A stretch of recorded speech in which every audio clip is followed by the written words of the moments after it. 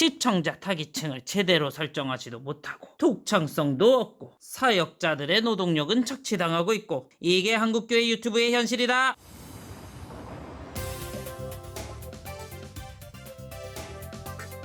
본 영상은 그 전에 있었던 미망이 3분 리뷰 성경 그것이 알고 싶다와 같이 순한 맛의 영상이 아니라 조금 매운맛의 성향을 가지고 있습니다. 은혜를 사모하시는 분들은 시청에 주의하시기 바랍니다. 형님, 교회 전도사들의 스펙은 뭐가 있을까요? 글쎄요, 아무래도 최근에는 영상 편집 잘하는 전도사들을 많이 찾는 편이죠.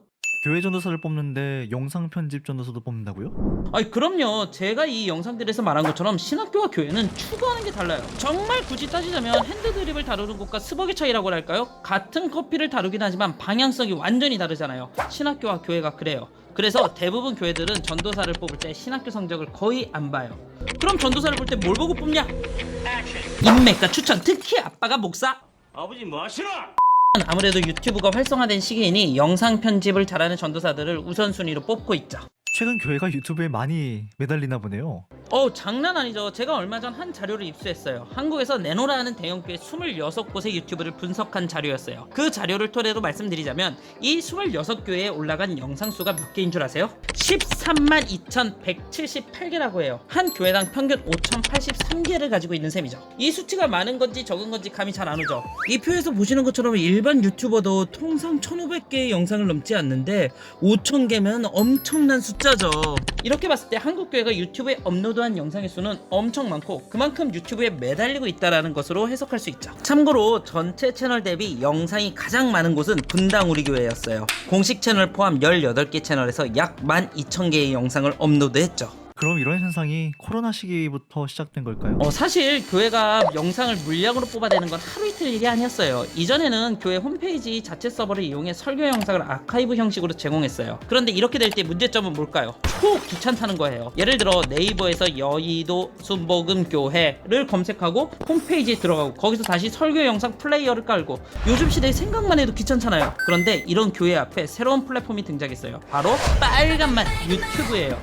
그 이전과 다르게 접근하기도 쉽고 또 홈페이지와 달리 서버 비용도 안 들고 비트코인처럼 빨리 선점한 곳은 말 그대로 떡상이 되었죠. 그럼 이 26교회 중 공식 채널 기준 구독자가 가장 많은 교회가 어떤 교회들일까요? 한번 맞춰보세요. 자, 3위! 연세중앙교회예요. 94,000 계정이 구독하고 있죠. 2위는 선한 목자교회고요. 약 17만 7천 계정이 구독하고 있죠. 그리고 1위는 바로 축하합니다. 분당 우리 교회입니다. 약 21만 2천 계정이 구독하고 있어요. 이 교회들의 특징은 아까 이야기한 것처럼 유튜브의 공식 채널을 빨리 만든 곳들이에요. 연세중앙교회의 경우 2013년에, 선한목자교회의 경우 2012년에, 분당 우리교회의 경우 2016년에 공식 채널을 오픈했죠. 반대로 구독자 수가 하위권에 있는 소망교회, 강림교회, 금남교회 같은 경우에는 공식 채널이 늦게 오픈했고요. 늦었다고 생각할 때가 진짜 너무 늦었다.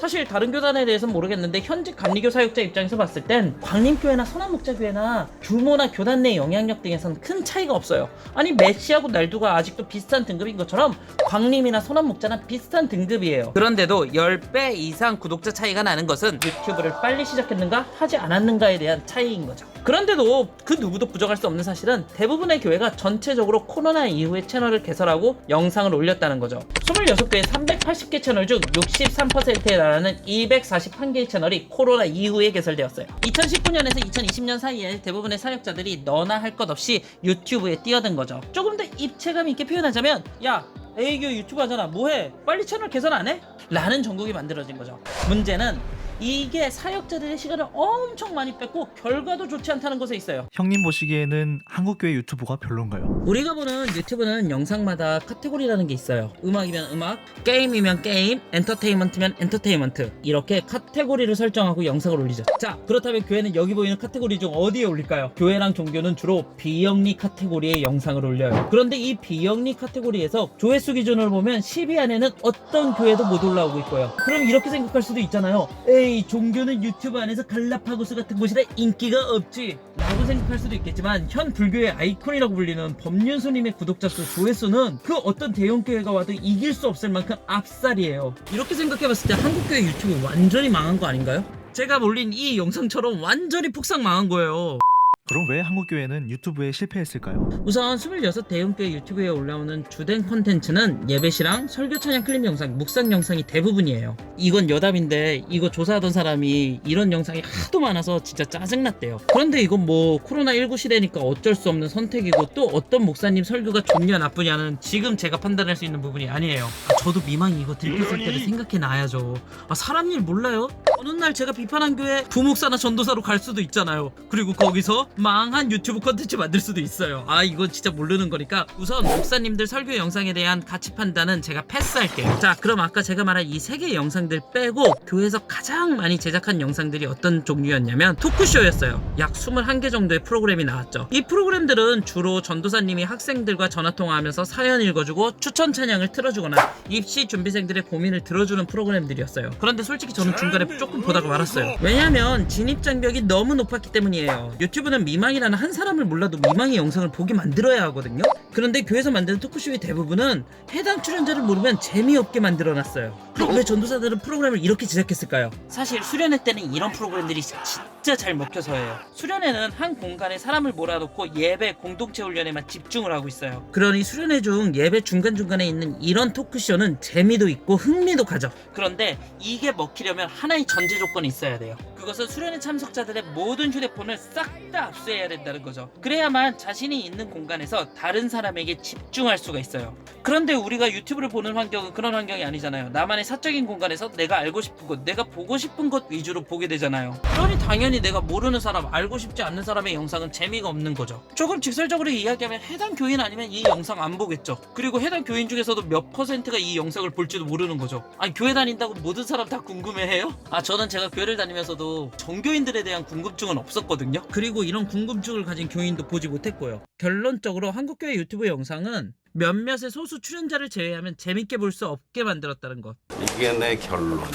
회장, 아닙니다. 또 너무 적은 곳에 너무 많은 인력을 쏟아부었다는 것도 한국교회 유튜브의 문제점 중 하나예요. 한국교회에서 10대가 차지하는 비중은 몇 %일까요?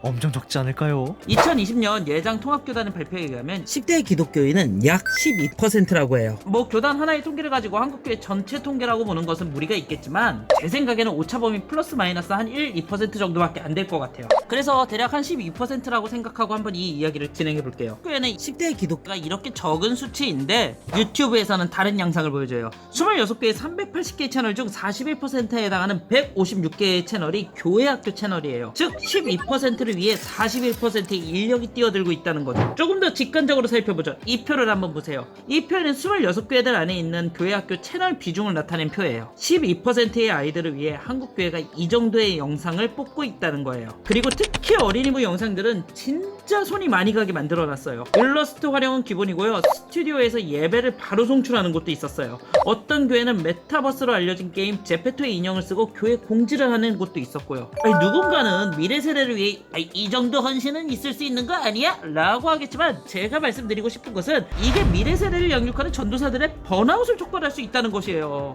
전도사는 영상 만드는 기술자가 아니에요. 설교하고 아이들 신앙 양육하는 게 주 목적이에요. 그런데 영상은 저도 편집을 하는 사람이지만 시간을 진짜 너무 많이 잡아먹어요. 그러니 당연히 영상 편집을 하다 보면 전도사의 주 목적인 목양 측면은 미뤄질 수밖에 없다는 거예요. 그리고 유튜버 입장에서도 이게 굉장히 안 좋은 현상이에요. 왜냐하면 질 좋은 영상을 단기간에 계속 뽑으려다 보니까 영상 자체의 퀄리티가 떨어질 수밖에 없다는 거예요. 처음엔 애들도 우와 신기하다 하다가 점점 비슷한 영상이 나오다 보니까 시청을 안 하고 외면하고요. 결국 이것이 저조한 유튜브 성적으로 나오고 또 사역자들은 여기에 스트레스 받고 이 메비우스띠의 무한 반복이죠. 제가 취미로 하는 미망이도 이런 느낌을 받을 때가 있는데 이걸 업무로 하는 전도사들은 어떻겠어요? 즉 한국교회 유튜브는 인력의 가성비를 전혀 따지지 않았다는 것. 이게 내 결론이다. 회장, 아닙니다. 이외에 한국교회가 유튜브를 실패한 또 다른 원인이 있을까요? 교회에서 자체적으로 만든 영상 중 토크쇼 다음으로 많은 비중을 차지한 것은 예능 쪽 영상이었어요. 그런데 이 대부분의 예능들이 유명 예능을 그저 복붙한 콘텐츠들이었어요. 한마디로 독창성이 없어요. 유튜브는 새로운 것을 원하는 플랫폼이에요. 누구도 생각하지 못했던 영상을 올리는 것을 좋아하는 곳이죠. 물론 유튜브에도 패러디 영상은 있어요. 그런데 이 유튜브 패러디 영상들은 기존 원본 영상보다 영상보다 B급 감성들이 더 심한 것들이었어요. 하지만 교회 영상은 교회라는 틀 안에서 제작되었기에 B급보다는 점잖은 감성으로 제작되었어요. 새로운 것은 없고 패러디를 하였지만 원작보다 못한 거죠. 이 장면 나올 때 아니에요. 여기에 조금 더 추가를 해보죠. 그리고 채널이 너무 번잡하게 많아요. 물론 일기당천 단일 채널 하나도 모든 것을 씌워붙이는 은혜와 진리교회 같은 것도 있지만 대부분의 교회가 채널이 엄청 많아요. 참고로 26교회 중 채널이 가장 많은 곳은 온누리교회로 30개의 채널을 가지고 있죠. 채널이 많으면 무엇이 문제냐? 관리가 안 된다는 거죠. 사실 공식 채널을 제외하면 대부분의 채널들은 부사역자들이 자기 계정으로 만든 채널들이에요. 그런데 부사역자들은 어떻죠? 전도사의 경우 2-3년 주기로 이동을 해야 해요. 그러니 당연히 사역이 끝나면 그 채널들은 관리가 안 되는 거죠. 그래서일까요? 연세중앙교회 중등부 계정의 경우 하나는 7년 전 업로드가 마지막이며 또 다른 하나는 2020년 8월에 같은 이름으로 다시 개설되었어요. 또 모 계정의 경우 교회 실시간 예배 영상과 개인 브이로그 영상을 같이 올려두어서 이게 교회 채널인지 개인 채널인지 구분이 안 가게 만들어놨어요. 채널 많은 것의 또 다른 문제점은 조회수를 한 곳으로 모으기 어렵다는 거예요. 구독자 연령별로 채널 나누는 거 좋아요. 그런데 이해 안 되게 채널 나눈 것도 있어요. 예를 들어 선한목자교회 유기성 목사님 같은 경우 설교 채널이 총 4개예요. 사랑의 교회 같은 경우에는 찬양 채널만 5개고요. 이 채널들은 각각 설교, 교회 찬양이라는 하나의 채널로 묶을 수 있는데 이걸 다시 묻자듯이 쪼개놓아서 굉장히 아쉬웠어요. 만일 이 채널들을 하나로 합쳤다면 지금의 조회수보다는 더 높은 수치를 기록하고 그렇게 하다 보면 자연스레 유튜브 알고리즘의 선택을 받아 더 떡상할 수 있었는데 이런 부분이 아쉬웠죠. 결론적으로 전도사이면서 유튜버인 제 입장에서 봤을 때 한국교회 유튜브는 전체적으로 아쉬운 부분이 너무 많았어요. 오해하지 마실 것은 제가 이 영상을 통해서 유튜브를 하지 말자라는 소리를 하고 싶은 게 아니에요. 근원적으로 한국교회가 유튜브에 매달릴 필요가 있을까라는 것을 질문하고 싶은 거예요. 비대면 시대 예배 송출 설교 클립 영상 같은 거는 괜찮아요. 제가 문제 삼고 싶은 것들은 이 영상들을 제외하고 교회에서 만드는 영상들이 대부분 손이 엄청 많이 간다는 거예요. 26교회 유튜브에 올라온 영상들 중에서는 제 영상들보다 퀄리티가 좋은 게 엄청 많았어요. 그렇다면 그건 한두 사람이 만든 게 아니라 여러 전문 인력이 붙어서 공들여 만들었다는 거겠죠. 그런데 결과론적으로는 어쨌든 아쉬운 거잖아요. 몇 개의 대형교회가 달라붙어도 법륜 스님 한 분 못 이기고 있는 거잖아요. 뭐 말도 많고 탈도 많지만 그래도 저는 한국 대형교회가 법륜 스님에게 이 정도 차이가 날 정도로 밀리지 않는다고 생각하거든요. 어디까지나 뇌피셜이지만 사실 한국교회는 관계성으로 그 틀을 형성한 곳이에요. 외부적 활동보다는 내부적 결속이 강한 집단이에요. 그래서 새로운 신자가 그 공동체에 들어오기 힘들어하고 또 반대로 한 번 들어오면 굉장히 오랫동안 머물고 있다라는 특징이 있어요. 그러나 반대로 유튜브는 비관계성, 익명성을 전제로 하는 곳이에요. 아까 서두에서 한국교회와 신학교가 다르다고 이야기한 것처럼 한국교회와 유튜브도 제가 보기에는 성향이 완전히 달라요. 그래서 만일 제가 큰 교회 큰 목사님이라면 전도사들 보고 영상 만들 시간에 영혼들 신방하고 그 영혼들의 기도 제목 받아서 조용한 예배당에 가서 혼자 기도할 것을 종용할 것 같아요. 제가 만일 성도면 저는 이게 더 좋을 것 같아요. 교회에서 만든 흥미 떨어지는 영상을 보기보다는 목사님이나 전도사님이 신방해주고 그분들이 내 기도 제목 가지고 중보해준다고 한다면 저는 제가 영상 10개 보는 것보다 은혜되고 위로되지 않을까 싶어요. 형님, 그러면 괜찮았던 콘텐츠는 없었나요? 아까 이야기한 것처럼 분명 있어요. 어떤 콘텐츠냐면 죄송해요. 잠시만요. 알겠습니다. 그럼 바로 준비하도록 하겠습니다. 한국교회 추천 유튜브 콘텐츠에 관한 이야기는 다음에 해야 할 것 같아요. 아니 형님, 무슨 일 있으세요? 제가 진짜 급한 일이 갑자기 생겼어요. 목사님이 교회 연말 영상 만들라고 해서요. 기획회의부터 하러 빨리 가봐야 될 것 같아요. 저 그럼 먼저 일어날게요. 죄송합니다. 형님! 미망이는 한국교회 모든 미디어 전도사님들을 진심으로 응원합니다. 정말 고생 많이 하고 계십니다.